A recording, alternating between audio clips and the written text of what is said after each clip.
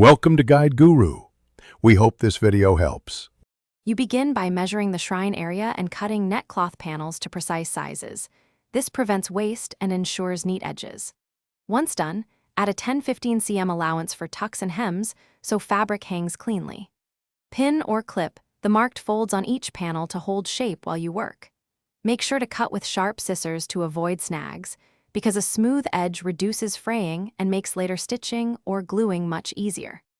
You now create visual depth by layering net cloth over a base fabric or stringing fairy lights underneath.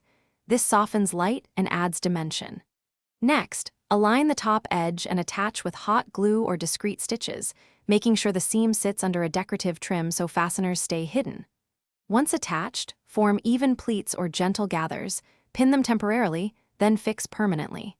By adjusting tension as you go, you keep the drape balanced. You complete the decoration by trimming excess material and sealing raw edges with fabric glue or a narrow hem to stop fraying. Neat edges make the whole setup look professional. Then attach trims, flowers, or beads to conceal seams and enhance aesthetics. Finally, check stability. If the net sags, create extra support points or tighten tucks at the top, and redistribute weight or add a hidden wire. This one troubleshooting move saves the display from drooping during puja. Thanks for watching. Consider subscribing if we helped you today.